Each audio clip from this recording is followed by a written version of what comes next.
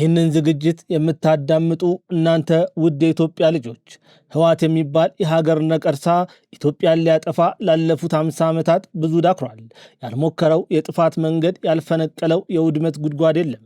ይህ ቡድን ከመጥፊያው አፋፍ ላይ ደርሷል። ኢትዮጵያ የ50 ዓመት ሸክሟን ልታራግፍ ትከሻዋ ቀለል ሊላት ከመባቻው ጫፍ ላይ ደርሳለች። ህወሓት አይኑ ታውሯል፣ ልቡም ተደፍኗል። በሞት ሲቃ ውስጥ ሆኖ እንደሚታረድ በሬ እየተንደፋደፈ ይገኛል። ይህ የሚታረድ በሬ በሚፈራገጥበት ጊዜ እግሮቹ የጤነኛን ሰው ቢያገኙ ይህ ጤነኛ ሰው በሽተኛ ይሆናል።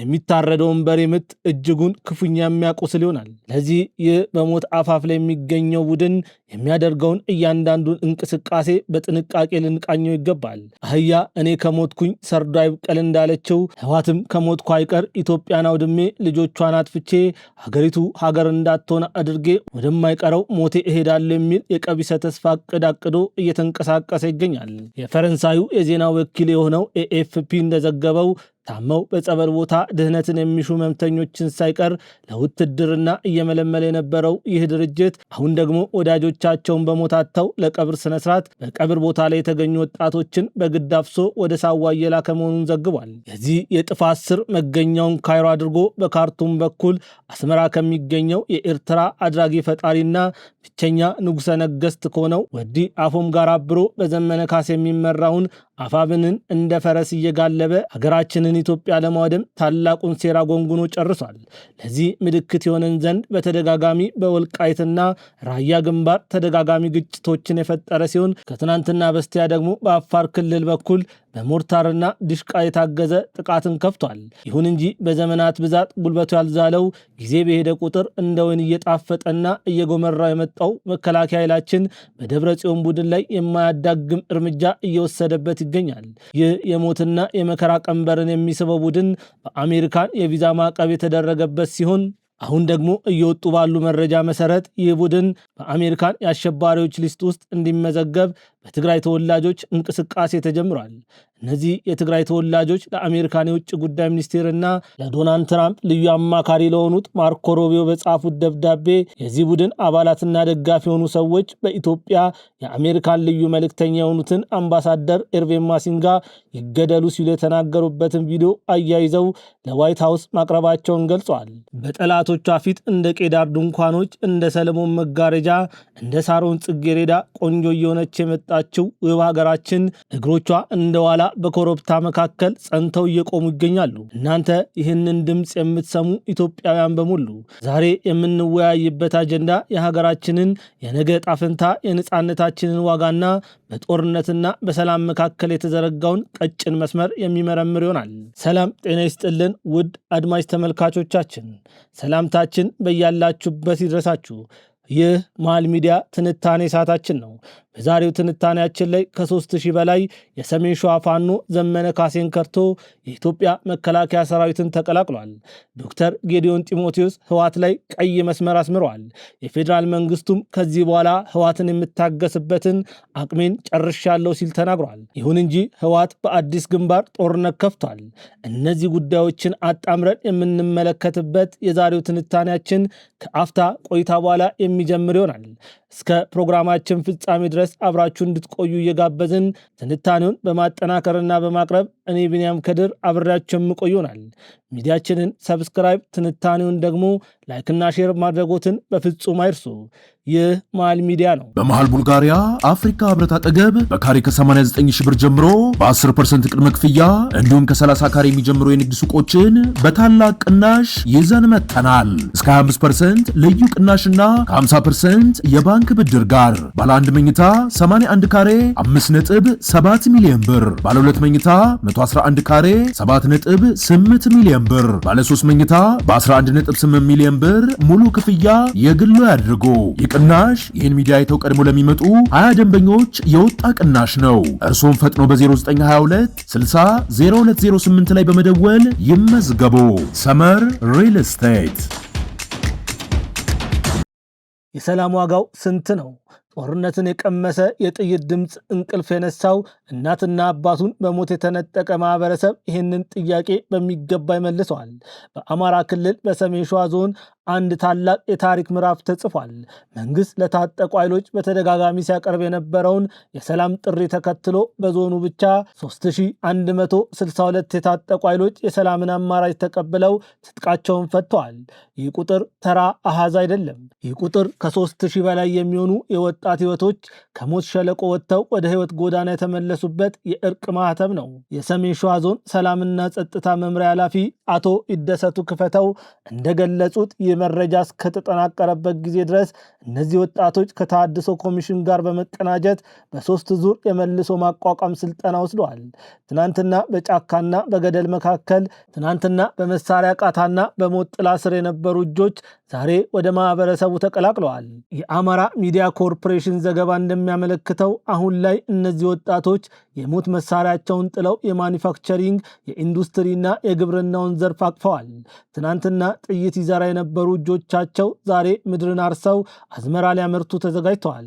ይህ የሚያሳየን ነገር ቢኖር ለሰው ልጅ እውነተኛ አማራጭና የተስፋ ብርሃን ሲሰጠው ጦርነትን የመጸየፍ ተፈጥሯዊ ባህሪ እንዳለው ነው። ነገር ግን ይህ የሰላም ዜማ በሌላ በኩል በሰማያችን ላይ የሚያንዣብበውን የክስና የውጥረት ጥላ እየጋረደው ይገኛል። የሰሜን ሸዋ የሰላም ብርሃን ገና ሙሉ በሙሉ ሳይሰራጭ ከመከላከያ ሰራዊት በኩል እጅግ አሳሳቢና ከባድ ክስ ተሰምቷል።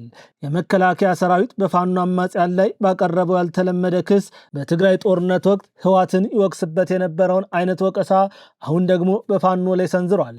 መከላከያ ጽንፈኛ በማለት የሚጠራቸው የፋኖ አማጽያን ላይ ያቀረበው ክስ እንዲህ ይላል። እድሜያቸው ለውትድርና ያልደረሱ ህጻናትና ወጣቶች በግድ እየታፈሱ ይገኛሉ።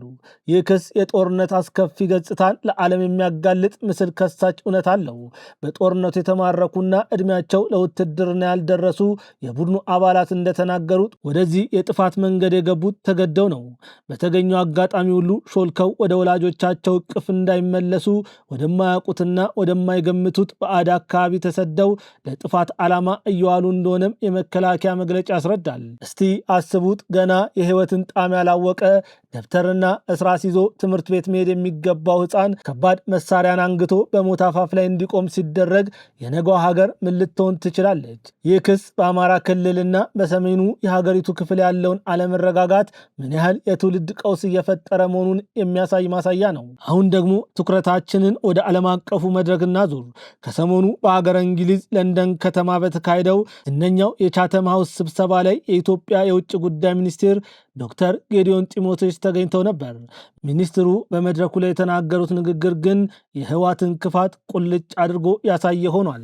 ዶክተር ጌዲዮን በንግግራቸው በሰሜን ኢትዮጵያ በከፍተኛ መስዋዕትነትና በከባድ ትግል የተገኘውን ሰላም አሁን ላይ በከፍተኛ ሁኔታ አደጋ ላይ ወድቋል ሲሉ አስጠንቅቀዋል።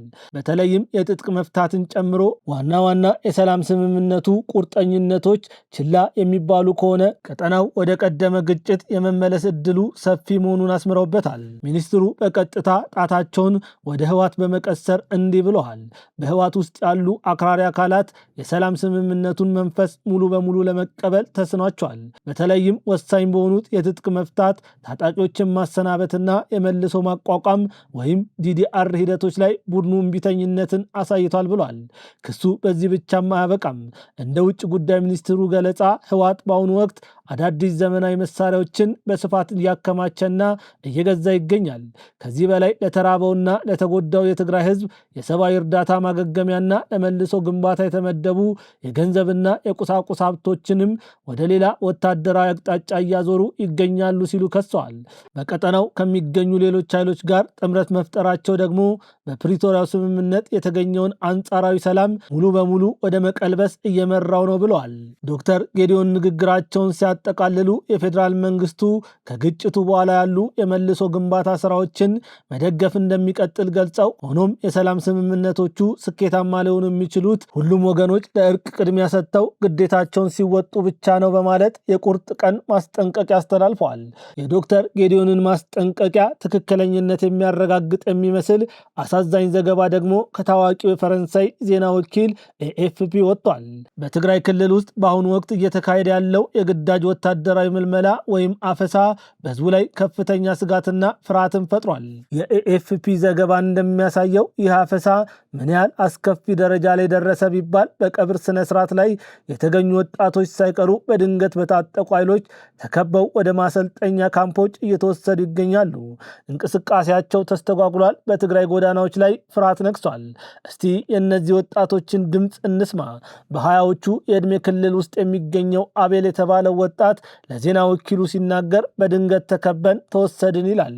አቤል ለጠባቂዎቹ ከፍተኛ ገንዘብ ጉቦ ከፍሎ ካመለጠ በኋላ ዛሬ በገዛ ሀገሩ ተደብቆ ይኖራል። ሌላው ወጣት ገብሬ ደግሞ ከተያዘበት ስፍራ በመስኮት በመዝለል እንዴት እንዳመለጠ ሲያስታውስ ወደ ሰራዊቱ እንደገባን በኃይል ይነግሩን ነበር ይላል።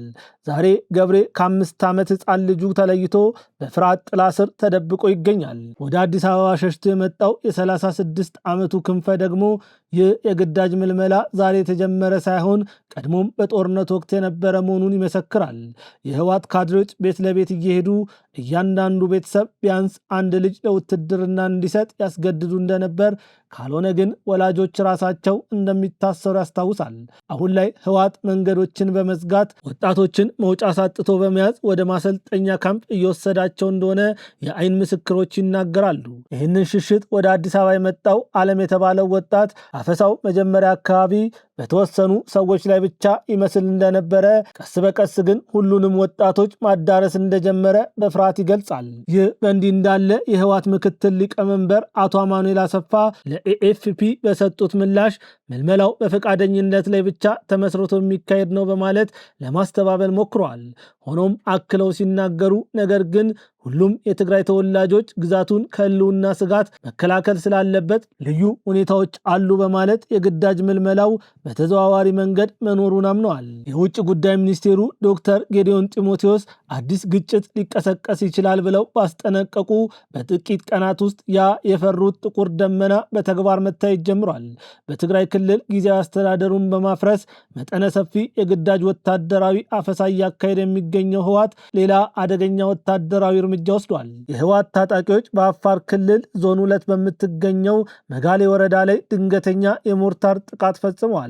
ሆርን ፍሪኩዌንሲ የተሰኘው ድረገጽ በበኩሉ ባወጣው መረጃ ይህ ከባድ ጥቃት የተሰነዘረው የአፋር የጸጥታ ኃይሎች በሰፈሩበት አካባቢ ላይ ታልሞ እንደነበር ዘግቧል። ይህ ጥቃት በደረሰበት ወቅት በአካባቢ የነበሩት የአፋር ክልል የጸጥታ ኃይሎች ቢሆኑም ሁኔታው ወደ ባሰ እልቂት እንዳያመራ በማሰብ ከጥቃቱ በኋላ ምንም አይነት አጸፋዊ ማጥቃት እንዳልሰነዘሩ የአይን እማኞች ገልጸዋል። ነገር ግን የከባድ መሳሪያ ድምፅና ፍንዳታው በአካባቢው ማህበረሰብ ዘንድ ታላቅ ድንጋጤና ሽብርን ፈጥሯል። የጉዳቱ መጠን በይፋ ባይታወቅም በአካባቢው ተመሳሳይ ጥቃቶች ሲፈጸሙ የቅርብ ወራት ትዝታ ነው።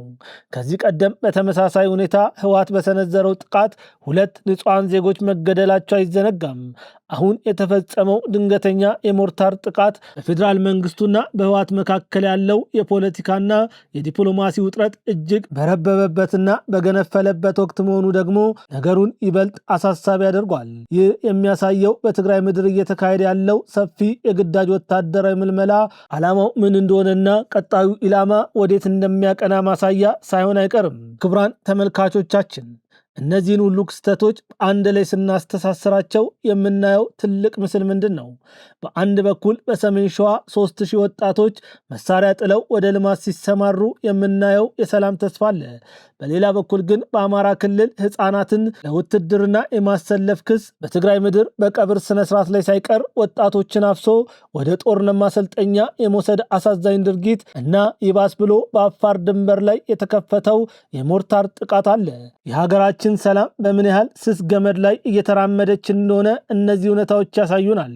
ጦርነት ትናንትናም አላተረፈልንም፣ ዛሬም አያተርፍልንም። ነገም የትውልድ እልቂትን እንጂ ብርሃንን አያመጣልንም። የኢትዮጵያ ህዝብ ከጦርነት ይልቅ ሰላምን፣ ከጥይት ይልቅ እህልን፣ ከጥላቻ ይልቅ ፍቅርን የተጠማ ህዝብ ነው። ፖለቲከኞችና የታጠቁ ኃይሎች በጠረጴዛ ዙሪያ ተቀምጠው የንጹሐንን ህይወት መታደግ ካልቻሉ የነገዋ ኢትዮጵያ ዕጣ ፈንታ በጭጋግ የተዋጠ ይሆናል። እናንተስ የዚህ አስደናቂና አሳሳቢ ትንታኔ ተመልካቾች ምን ታስባላችሁ? በአፋር ድንበር ላይ የተሰነዘረው ጥቃትና በትግራይ ያለው አፈሳ አገሪቱን ወደ የትኛው አቅጣጫ እየመራት ይገኛል? በሰሜን ሸዋ የተጀመረው የሰላም ጉዞ እንዲቀጥል ምን መደረግ አለበት? ሐሳብ አስተያየታችሁን ከታች ባለው የኮሜንት መስጫ ላይ አስፍሩልን። ቻናላችንን ሰብስክራይብ በማድረግ ቪዲዮን ላይክና ሼር በማድረግ ለሌሎች እንዲዳረስ አድርጉ። የዛሬን በዚህ ያበቃው። ከትንታኔው ጋር ቢንያም ከድር ነበርኩኝ። በመሃል ቡልጋሪያ አፍሪካ ህብረት አጠገብ በካሬ ከ89 ሺህ ብር ጀምሮ በ10% ቅድመ ክፍያ እንዲሁም ከ30 ካሬ የሚጀምሩ የንግድ ሱቆችን በታላቅ ቅናሽ ይዘን መጥተናል። እስከ 25% ልዩ ቅናሽና ከ50% የባንክ ብድር ጋር ባለ 1 መኝታ 81 ካሬ 5.7 ሚሊዮን ብር፣ ባለ 2 መኝታ 111 ካሬ 7.8 ሚሊዮን ብር፣ ባለ 3 መኝታ በ11.8 ሚሊዮን ብር ሙሉ ክፍያ የግሉ ያድርጉ። ይቅናሽ ይህን ሚዲያ አይተው ቀድሞ ለሚመጡ 20 ደንበኞች የወጣ ቅናሽ ነው። እርሶም ፈጥኖ በ0922 60 0208 ላይ በመደወል ይመዝገቡ። ሰመር ሪል ስቴት